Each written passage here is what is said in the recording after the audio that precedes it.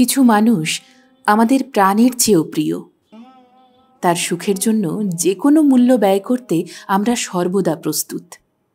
তার উজ্জ্বল ভবিষ্যতের জন্য মিথ্যে হয়ে যায় জয় পরাজয়ের গ্লানি, মৃত্যু ভয় হয়ে যায় ফিকে। বাকিটা থাকলো আজকের ঐতিহাসিক গল্পে। নমস্কার, আপনারা শুনছেন গল্প একান্তে। একান্তে গল্প শোনার আদর্শ ঠিকানা। আমাদের গল্প শুনে আপনারা মতামত জানাচ্ছেন, খুব ভালো লাগছে। এভাবেই সঙ্গে থাকবেন। গল্প ভালো লাগলে একটি লাইক আর পরবর্তী গল্প শোনার জন্য সাবস্ক্রাইব করতে ভুলবেন না। আর সকল পরিচিতদের মধ্যে গল্পগুলিকে ভাগ করে নেবেন। শুনে নিন লেখিকা স্বর্ণকুমারী দেবীর কলমে গল্প সন্ন্যাসিনী।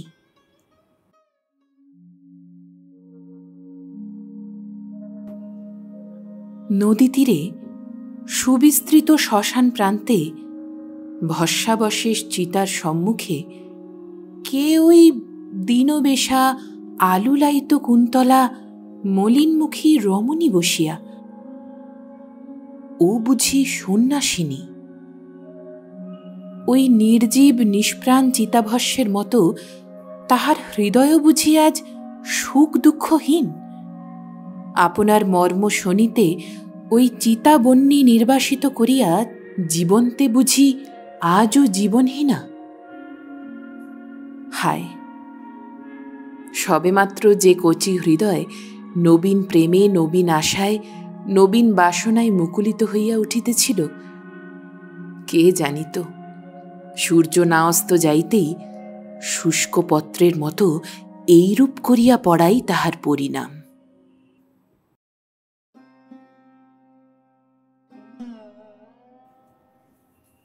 যখন নলিনী ফুলের মতো মুখটি লইয়া বাল্যসখা কুমারের হাত ধরিয়া হাসিতে হাসিতে এই নদী তীরে বসিয়া গল্প করিত, নদীর জলে ফুল ভাসাইয়া ছোট ছোট পা দুখানি দিয়া ঢেউগুলির সঙ্গে সঙ্গে ফুলগুলি নাড়াইয়া দিত। নদীর জলে নামিয়া দুজনে সাঁতার কাটিয়া বেড়াইত। তখন কে জানিত তাহার এই পরিণাম? সেদিনও যখন এই নদী তীরে বসিয়া কুমার তাহাকে তাহাদের ভবিষ্যৎ কাহিনী শুনাইতেছিলেন, কল্পনা পটে সুখের ছবি আঁকিয়া দেখাইতেছিলেন, তখন নলিনী কি একবার স্বপ্নেও মনে করিয়াছিল যে তাহাদের কল্পনা কেবল কল্পনাতেই অবসান হইবে? সেদিন বসন্তের প্রভাত। নদীর চঞ্চল বুকে রবিকিরণ তরঙ্গ ভঙ্গে খেলা করিতেছে। নদীর ধারে মুকুলিত আমের গাছে একটি পাপিয়া সুর ভাজিতেছে। তখন কুমার ও নলিনী বসিয়া আছেন। নলিনীর মুখখানিতে আজ হাসি নাই, তাহার চোখে জল। মেওয়াড় সেনাপতি অজয় সিংহ এই উপত্যকা পথ দিয়া যখন সেনাপতি মেহবুব খাঁর গতিরোধ করিতে যাত্রা করিবেন, কুমার সেই অবকাশে তাহার সেনাদলভুক্ত হইয়া যুদ্ধযাত্রা করিবেন, এই সংবাদে নলিনী কাতর হইয়া পড়িয়াছে। এক বৃন্তে দুইটি ফুলের মতো তাহারা পাশাপাশি বাড়িয়াছে। কুমার গেলে নলিনী একাকী কি করিয়া থাকিবে? এই ভাবিয়া নলিনীর নয়নে অশ্রুজল। কুমার নলিনীর চোখ মুছাইয়া বলিলেন, নলিনী, কাঁদিতেছ কেন? আমি আবার শীঘ্রই আসিব। নলিনী উত্তর করিল না। অশ্রুপূর্ণ নেত্রে নীরবে কুমারের মুখের দিকে চাহিয়া রহিল। কুমার আবার বলিতে লাগিলেন, যখন শত্রু নিপাত করিয়া মহারাজার নিকট হইতে জয়মালা পুরস্কার আনিয়া তোর চুলে পরাইয়া দিব, তখন। বলিতে বলিতে কুমারের মুখ উদ্দীপ্ত, চক্ষু সজল অথচ জ্যোতির্ময় হইয়া উঠিল।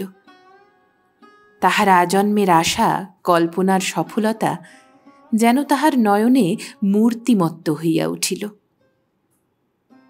তিনি আরও একবার কেবল আস্তে আস্তে বলিলেন,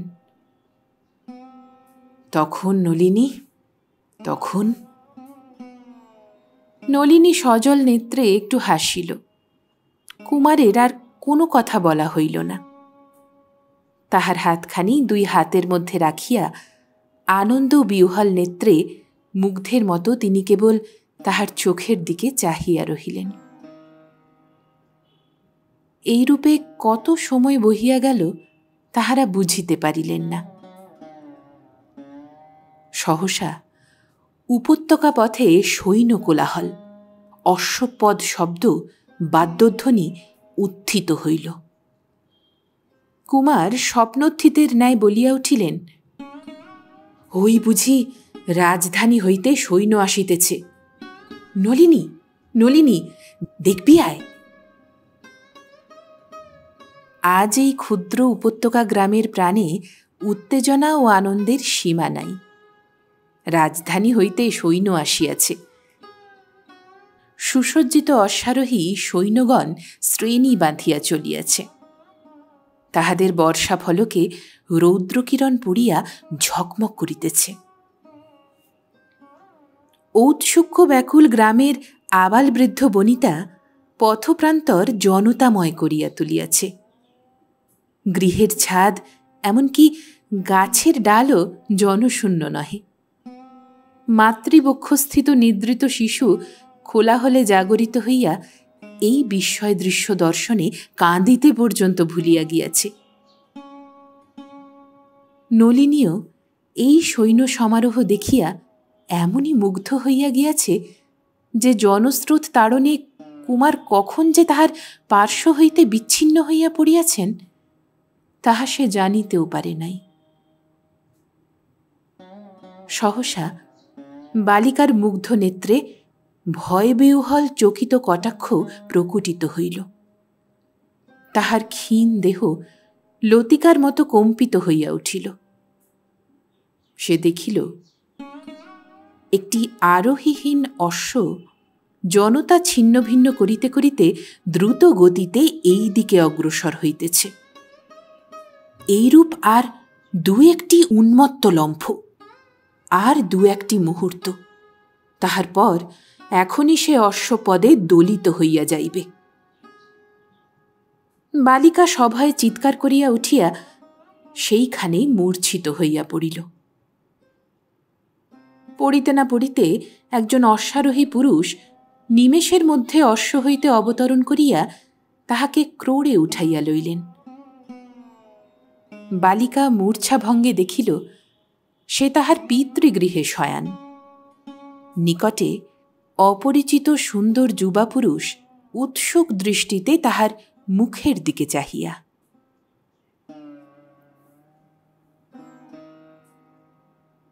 কুমার একাকী বসিয়া আছেন। নদীর ধারে বকুলের তলাটি ফুলে ফুলে ছাইয়া গিয়াছে। নলিনী এখনো মালা গাঁথিতে আসে নাই।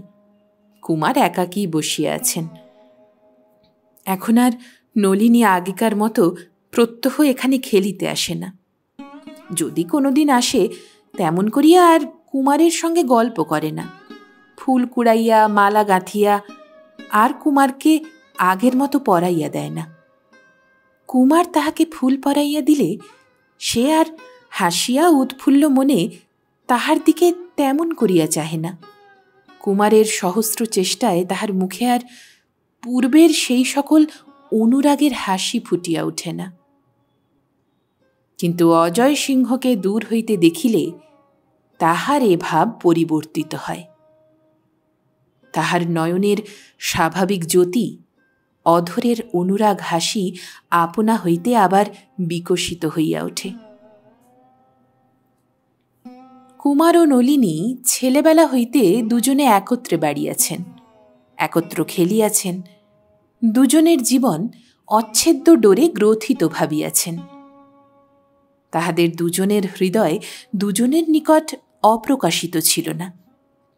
কাহারও প্রেমে কাহারও অবিশ্বাসও ছিল না। তবে যে এতদিন বিবাহ হয় নাই, সে কেবল কুমার ভাবিয়াছিলেন যে নলিনী যোগ্য হইয়া গেলে তবে নলিনীর পিতার নিকট তাহাকে ভিক্ষা চাইবেন। এইবার যখন তাহার সেই আকাঙ্ক্ষা পূর্ণ করিবার দিন উপস্থিত, যুদ্ধ শেষে বীরত্ব গৌরব আনিয়া নলিনীর চরণে উপহার দিয়া তাহার হাত হইতে বরমাল্য গ্রহণ করিবেন, এইরূপ যখন আশা করিতেছেন, তখন তাহার সে আশা, সে স্বপ্ন বজ্রাঘাতে সহসা ভাঙিয়া গেল। তিনি জাগরিত হইয়া চাহিয়া দেখিলেন, নলিনী আর তাহার নাই, নলিনী অজয় সিংহের। কুমার একাকী বসিয়া এইরূপ ভাবিতেছেন আর নলিনীর আগমন প্রতীক্ষা করিতেছেন। যুদ্ধে যাইবার আগে একবার তাহার সহিত দেখা করিতে ইচ্ছা। তাহার পর ভুলিতে পারেন, দেশে ফিরিবেন, নইলে এই শেষ দেখা। কেনই বা ভুলিতে পারিবেন না? তাহার জীবনে একটি আশা আলো নিভিয়াছে সত্য, কিন্তু তাহাই কি তাহার জীবনের সর্বস্ব? সমর ক্ষেত্রে যশস্বিতা লাভ করা তাহার আরও একটি আশৈশব প্রাণের আকাঙ্ক্ষা। বাল্যকালে মাতৃক্রোড়ে দুষ্ট যবনদিগের অত্যাচার কাহিনী শুনিতে শুনিতে তাহার শোণিত উত্তপ্ত হইয়া উঠিত। শত্রু শোণিত রঞ্জিত হইয়া পিতার ন্যায় বীর নাম লাভ করিতে মর্মান্তিক আকাঙ্ক্ষা জন্মিত। নলিনীর প্রেমও তাহার এই আকাঙ্ক্ষাকে নিবৃত করিতে পারে নাই, বরঞ্চ বর্ধিত করিয়া তুলিয়াছিল। কেননা যশ গৌরবই তিনি নলিনী লাভের উপায় স্বরূপ জ্ঞান করিতেন। সুতরাং এতদিন যশের আকাঙ্ক্ষা প্রেমাকাঙ্ক্ষায় মিলিত হইয়া তাহার হৃদয়ে এক অপূর্ব রাসায়নিক উপাদান সৃষ্টি করিয়াছিল। সহসা অজয় সিংহ মধ্যে আসিয়া তাহাদের সে একত্ব নাশ করিয়া দিলেন। একমাত্র যশাকাঙ্ক্ষায় এখন কুমারের হৃদয়ের সর্বে সর্বা হইয়া উঠিয়াছে। কেননা প্রেমাকাঙ্ক্ষা আর তাহার পূর্ণ হইবার নহে। নলিনী এখন অজয়কে ভালোবাসে। নলিনী এখন অজয়ের বাগদত্তা। যুদ্ধ শেষে অজয় সিংহ এখানে ফিরিয়া আসিয়া তাহাকে বিবাহ করিয়া লইয়া যাইবেন। কুমার একাকী বসিয়া আছেন। নদী পূর্বের মতোই কুলকুল শব্দে বহিয়া যাইতেছে। আকাশ অপরাহ্নের সুবর্ণ আলোকে পূর্বের মতোই রঞ্জিত হইয়া নদী বক্ষে প্রতিবিম্বিত হইয়াছে। আর বটবৃক্ষের একটি আনত প্রকাণ্ড শাখা প্রতিদিনের মতো আজও সেই সুবর্ণ স্রোতের মধ্যে কৃষ্ণবর্ণ ছায়া বিস্তার করিয়াছে। কুমার সেই তরঙ্গিত ছায়ালোকের দিকে চাহিয়া একাকী বসিয়া আছেন। অপরাহ্নে লোহিত আভা যখন মিলায় মিলায়, তখন সেই কৃষ্ণবর্ণ ছায়ার উপর আরও একটি ছায়া প্রতিবিম্বিত হইল। কুমারের হৃদয় সশব্দে উঠিতে পড়িতে লাগিল। তিনি কিছুক্ষণ সেই ছায়ার দিকে নিরীক্ষণ করিয়া দেখিয়া বৃক্ষতল হইতে উঠিয়া ধীরে ধীরে সেই বটবৃক্ষতলে আসিয়া দাঁড়াইলেন। দেখিলেন পশ্চিম আকাশের প্রশান্ত লোহিতাভা নলিনীর অশ্রুসিক্ত বিষণ্ণ মুখ মধুরভাবে উজ্জ্বল করিয়াছে। নলিনী আকাশের দিকে চাহিয়া কাঁদিতেছে। নলিনীর অশ্রুজল কুমারের প্রাণে পূর্বে কখনো সহে নাই, আজও সহিল না। তিনি নিজের দুঃখ ভুলিয়া কাতর প্রাণে জিজ্ঞাসা করিলেন, নলিনী, কাঁদিতেছ কেন? কুমার যে নলিনীকে ভালোবাসেন, একদিন যে নলিনীও তাহাকে ভালোবাসিত, তাহার অনুরাগ এখন ভিন্ন পত্রে অর্পিত দেখিয়া সে যে ব্যথিত হইতে পারে, এই সকল নলিনীর কিছুই মনে আসিল না। সে কেবল আকুল হৃদয়ে পূর্বের ন্যায় বিশ্বাস ভরে তাহার বাল্যসখার নিকট হৃদয় খুলিয়া কাঁদিতে লাগিল। কহিল, কুমার, অজয় যুদ্ধে যাইতেছেন, আর বুঝি আমাদের দেখা হইবে না। কুমারের মর্মস্থল হইতে ধীরে ধীরে একটি রুদ্ধ নিঃশ্বাস নির্গত হইল। তিনি প্রাণপণে সংযত হইয়া সরল কণ্ঠে বলিলেন, হইবে বই কি।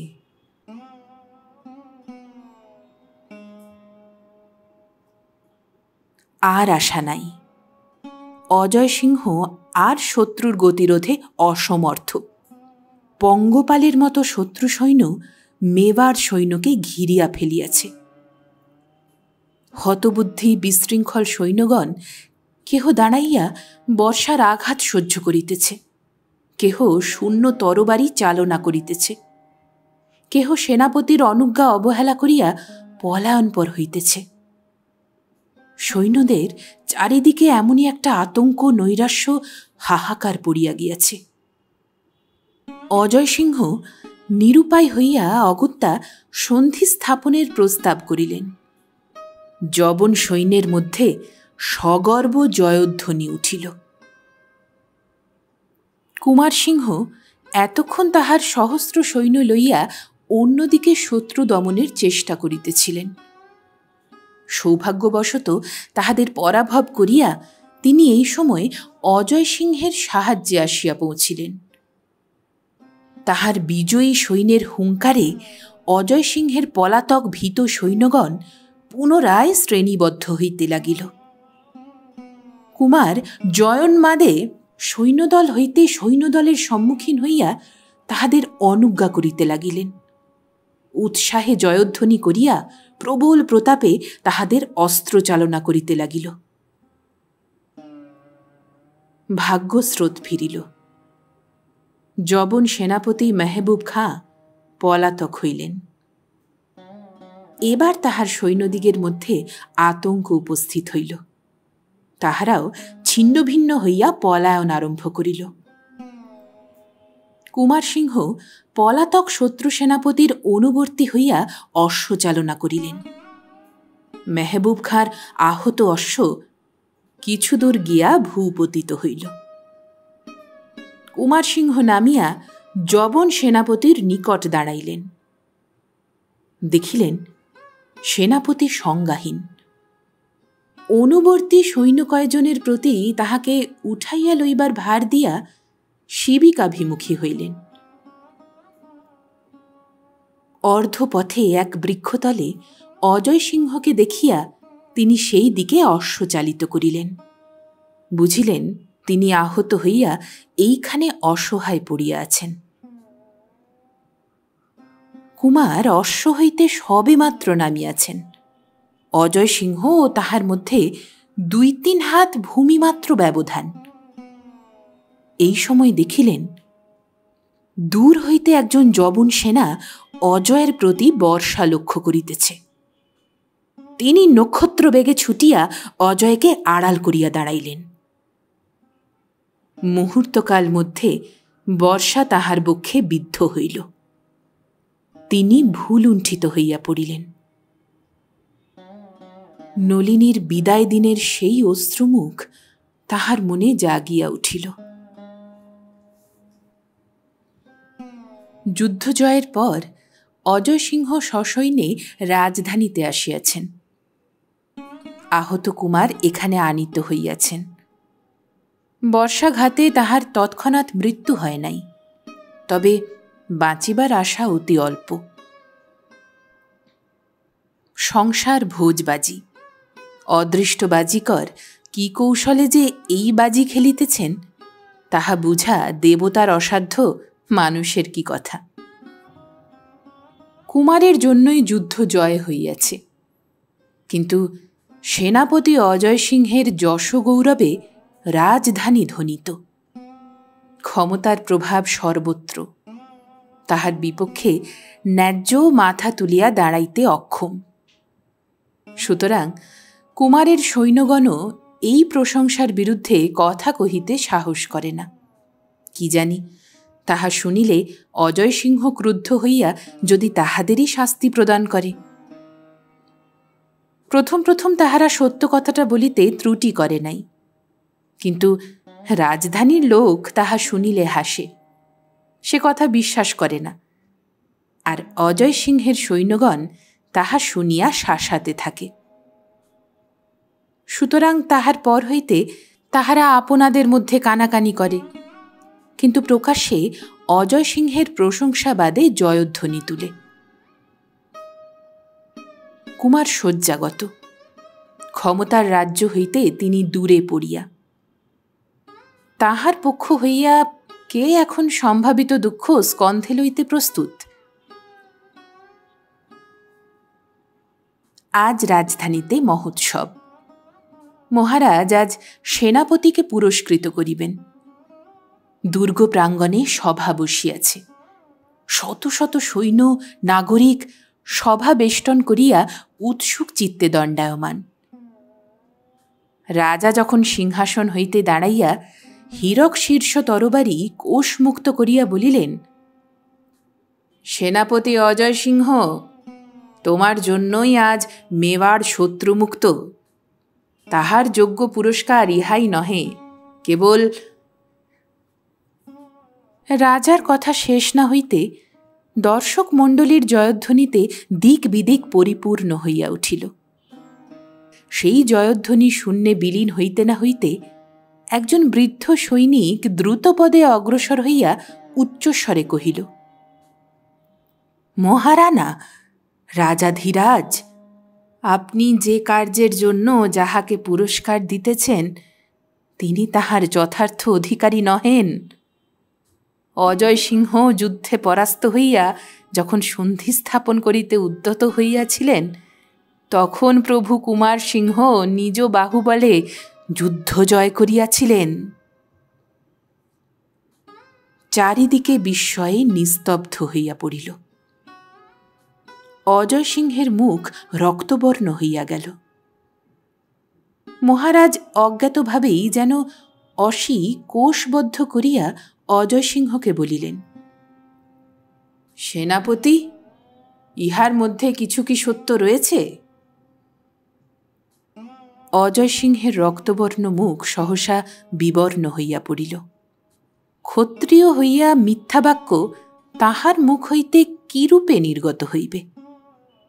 কিন্তু যে যশ, যে গৌরব নিজের বলিয়া ভোগ করিয়াছেন, যাহা তাহার এতক্ষণ পর্যন্ত মুহূর্তের জন্য অন্যের ধন বলিয়া মনে হয় নাই, হঠাৎ কি করিয়া তাহা চোরের ন্যায় ত্যাগ করিবেন?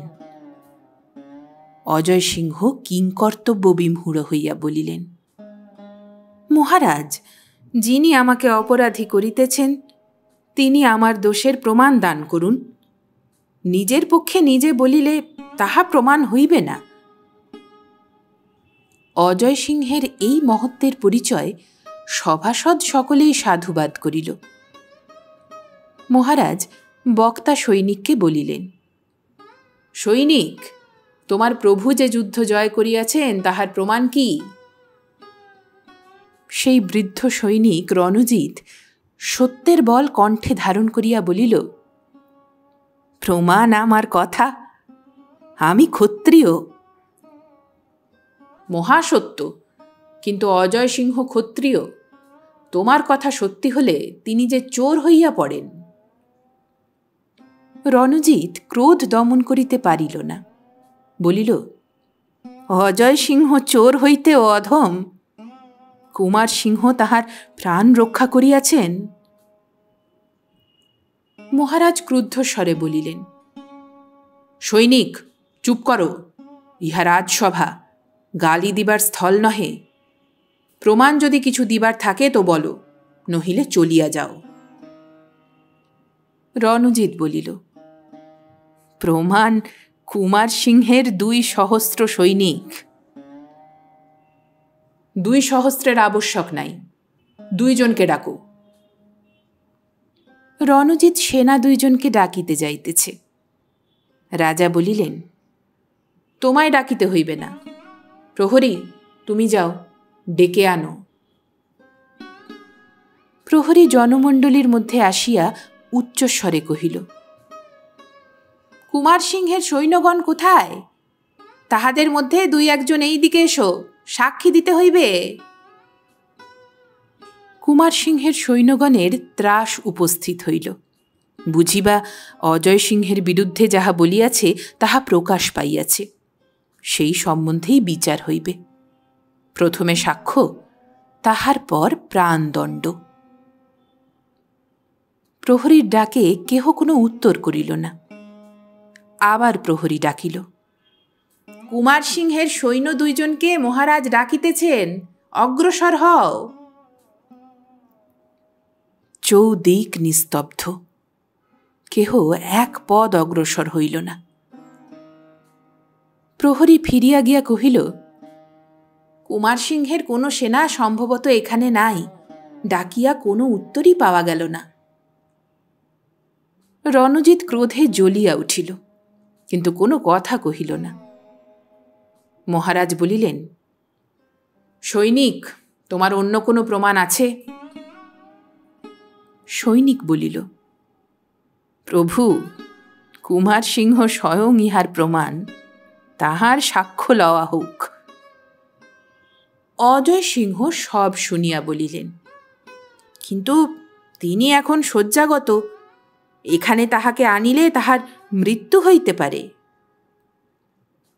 সৈনিক বলিল, ক্ষত্রিয়ের জীবন অপেক্ষা তাহার নাম, বীরত্ব, যশ অধিক মূল্যবান। তাহার নাম রক্ষার জন্য তাহাকে এখানে আনা হোক। মহারাজ আদেশ দিলেন, আচ্ছা, তাহাকে শিবিকা করিয়া এখানে আনয়ন করো। রণজিৎ সিংহ 2 জন প্রহরী সঙ্গে লইয়া কুমারকে আনিতে গমন করিল। প্রহরী 2 জনকে একখানি মুক্ত শিবিকা আনয়নের ভার দিয়া রণজিৎ সিংহ যখন কুমার সিংহের কক্ষে আসিয়া দাঁড়াইল, তখন কুমার বলিলেন, রণজিৎ সিংহ, তুমি কোথায় গিয়াছিলে? আমি সেই অবধি ডাকিতেছি, কাহারও সাড়া নাই। রণজিৎ সিংহ বিষণ্ণ মুখে বলিল, প্রভু, শুনিলাম আজ অজয় সিংহ রাজহস্ত হইতে যুদ্ধ জয়ের পুরস্কার পাইয়াছেন। যিনি যথার্থ বিজয়ী তিনি শয্যাগত, তাহার নাম কাহারও মুখে নাই। আর অজয় সিংহ ভীরু পাষণ্ড, আজ মিথ্যা গৌরব লাভ করিতেছে। তাহা শুনিয়া সহ্য হইল না প্রভু। আপনাকে একাকী রাখিয়াই তাই সত্য প্রকাশ করিতে গিয়াছিলাম। কুমার সিংহ নিস্তব্ধ হইয়া পড়িলেন। কুমারের যশ অজয় সিংহ অকুণ্ঠিত চিত্তে গ্রহণ করিতেছেন। রণজিৎ সিংহ বলিল, প্রভু, আমার কথা মহারাজ বিশ্বাস করিলেন না, আপনাকে সাক্ষ্য দিতে যাইতে হইবে।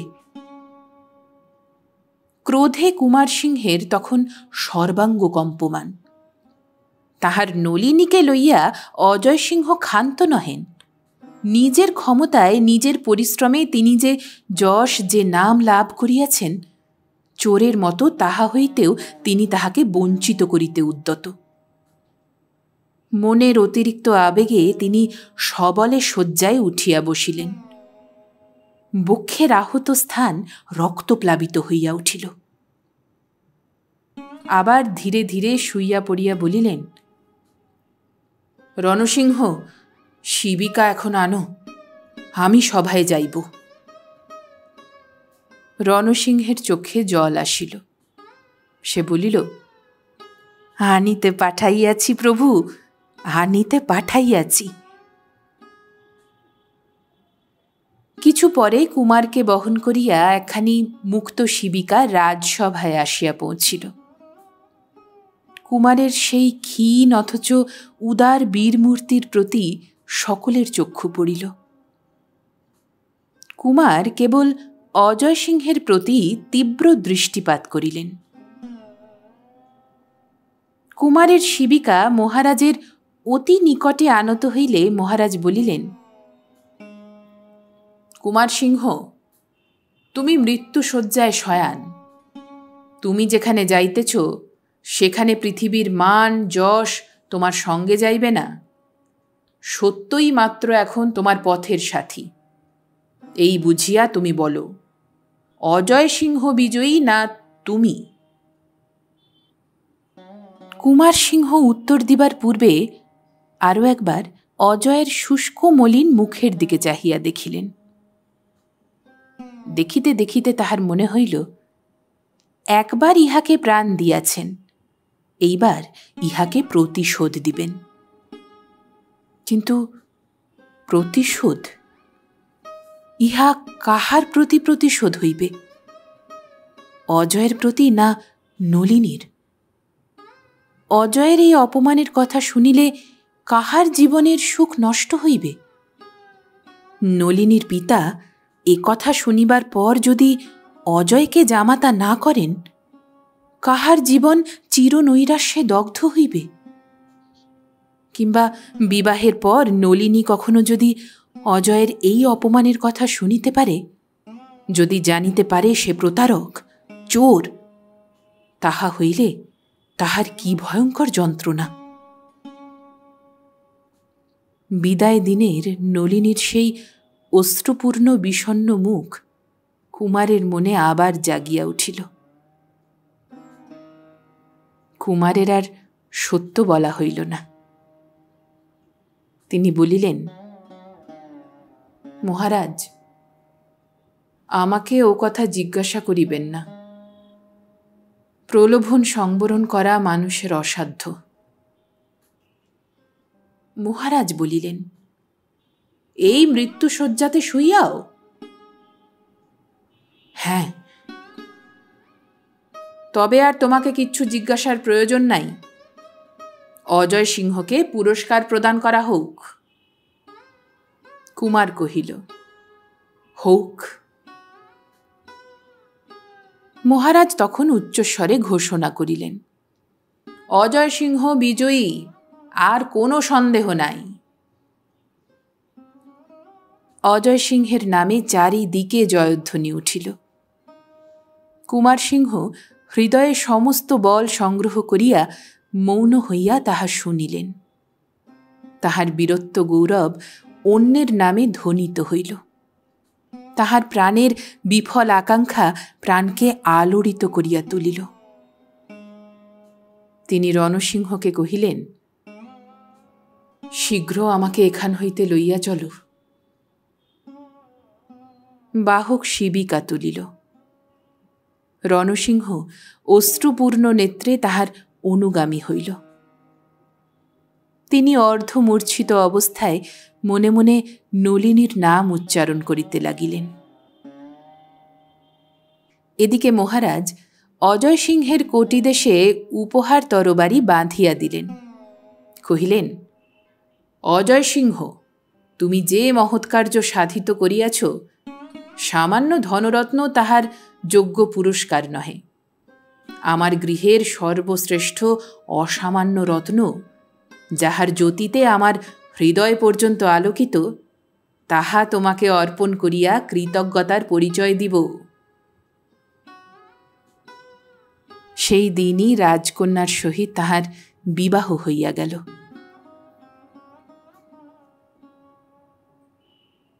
যুদ্ধ শেষ হইয়াছে। অজয় সিংহ মহাবিজয় লাভ করিয়াছেন, এ কথা নগরে গ্রামে ছড়াইয়া পড়িয়াছে। তাহার প্রশংসা শুনিয়া নলিনীর হৃদয়ও উৎফুল্ল হইয়া উঠিয়াছে। গর্ববিস্ফারিত উৎসুক হৃদয়ে সে তাহার আগমন প্রতীক্ষা করিতেছে। কিন্তু দিনের পর দিন, সপ্তাহের পর সপ্তাহ কাটিতে চলিল। তাহার আসিবার কোনো লক্ষণ নাই। তাহার পত্রাদিও অনেক দিন বন্ধ হইয়া গিয়াছে। নলিনীর ফুল্ল মুখ দিন দিন শুকাইয়া আসিতে লাগিল। তাহার বিস্মিত হৃদয়ের আশা দিন দিন ম্লান হইয়া পড়িতে লাগিল। যে উপত্যকা ভূমিতে প্রথম সে অজয়কে দেখিয়াছিল, প্রতিদিন সে সেইখানে একটি নিভৃত তরুতলে গিয়া বসে। মুহূর্তে মুহূর্তে দূরোত্থিত অশ্বপদধ্বনি শুনিয়া চমকিয়া ওঠে। অবশেষে সন্ধ্যাকালে হতাশ ক্লান্ত হৃদয়ে গৃহে ফিরিয়া আসে। একদিন তাহার অনুমান সত্য হইল। তাহার কল্পিত অশ্বপদ ধ্বনি শূন্যে বিলীন না হইয়া ক্রমে নিকটবর্তী হইতে লাগিল। নলিনীর আনন্দপূর্ণ দৃষ্টির সম্মুখে অবশেষে একটি ক্ষুদ্র সমারোহ প্রতিভাত হইল। দেখিল বহু সংখ্যক অশ্বারোহী সৈনিক একখানি সুসজ্জিত শিবিকার অগ্রপশ্চাতে শ্রেণীবদ্ধ হইয়া আসিতেছে। শিবিকা যে বর বেশি অজয় সিংহকেই বহন করিয়া আনিতেছে তাহাতে বালিকার আর সন্দেহ রহিল না। শিবিকা একটি বৃক্ষতলে নামিল। বালিকা আর স্থির থাকিতে পারিল না। বর শিবিকা হইতে বাহির হইয়া পর্যন্ত তাহার আর বিলম্ব সহিল না। সে দ্রুত পদে কম্পমান হৃদয়ে শিবিকার পার্শ্বে আসিয়া দাঁড়াইল। দেখিল শিবিকার অর্ধরুদ্ধ দ্বার খুলিয়া রণসিংহ ধীরে ধীরে অভ্যন্তরে দৃষ্টিপাত করিতেছে। রণসিংহ কুমারের ভৃত্য, তাহাকে বালিকা চিনিত। কুমারের ভৃত্য অজয় সিংহের ভৃত্য হইয়া কেন আসিয়াছে ইহা তাহার তখন মনেই হইল না। মনের আগ্রহে সে শিবিকার অন্য পার্শ্বে গিয়া দ্বার খুলিয়া ফেলিল। ইহার পর সমস্ত মস্তক তাহার মধ্যে প্রবেশ করাইয়া শিবিকা শায়ীর মুখের উপর ঝুঁকিয়া পড়িল। স্তম্ভিত হইয়া দেখিল অজয় নহেন, শিবিকার মধ্যে কুমার শুইয়া আছেন। তাহার মুখে মৃত্যুর প্রশান্তি বিরাজমান। নলিনী সব শুনিয়াছে।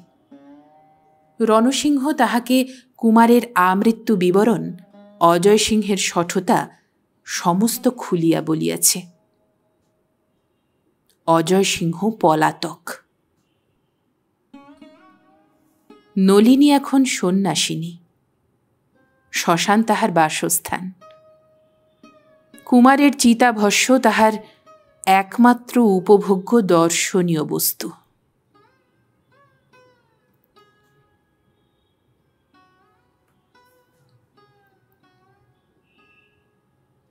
শেষ হল লেখিকা স্বর্ণকুমারী দেবীর কলমে গল্প সন্ন্যাসিনী। পরবর্তী গল্পের জন্য শুনতে থাকুন গল্প একান্তে।